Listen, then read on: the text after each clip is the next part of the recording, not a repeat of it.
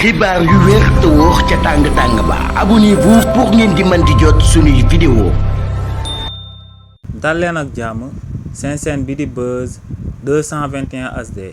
kii di Bocar Diouf di ak personnalité politique ci réewu Sénégal dal di nekk njiitalu mouvement politique biñ dippee l'Union des panafricanistes sénégalais waaye tamit dal di bokk ci coalition biñ dippee Diomaye président ginnaaw ba mu yëkkatee ay kàddu daal di tontu premier ministre bii di Ousmane Sonko daal di wax que ne kookee ci sortie bu mujj bu mu daal di amal dafa daal di tuuteel bépp leader bu daal di nekk ci coalition boobee ñu dippee Diomaye président ndax daa daal di wax que ne ñooñee kenn si ñoom motul tarifatul ay ni ne li ni mel daal di nay sabab ñu daal di koy jaay doole daal di koy génnee ci groupe WhatsApp Diomaye président bi nga xam ne moom ci membre fondateur yi la daal di bokk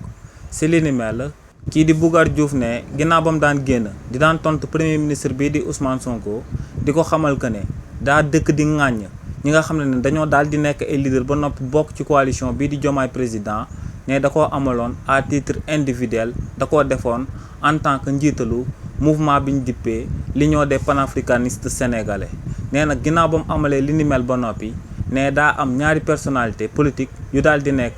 ci coalition boobee di Diomaye président daal di bokk ci groupe WhatsApp bi tàmbale woon di ko ŋàññ di doon sàkku ñu daal di ko fay génnee ne ku si jiitu du kenn ku dut Mame Diarra Fam mi nga xam ne PDS la bokkoon ginnaaw bañ daan créer coalition boobee waaye tamit ne keneen ki Ali Samb la daal di tudd ne kookee ñëpp xamoo woon nañ ko ne aku prosu waa parti bii di APR la ne ñaar ñooñee ñoo sàkku woon ci kookee di Aïda Mbodj ngir mu daal di koy injecté daal di koy jëlee ci groupe WhatsApp boobee di coalition Diomaye président mais si li ni mel nag daa taxawoon temm daal di leen di xamal que ne du fa génn tey du fa génn suba daa daal di amal position bi nga xam ne moom la premier ministre bii di Ousmane Sonko amaloon te ne premier ministre bii di Ousmane Sonko daa wax que ne du démissionné tey du démissionné suba ci poste premier ministre bi ñu ko daal di tabb ne moom itamit daa waxoon que ne du génn tey du génn suba ci coalition boobee di Diomaye président waaye nee nag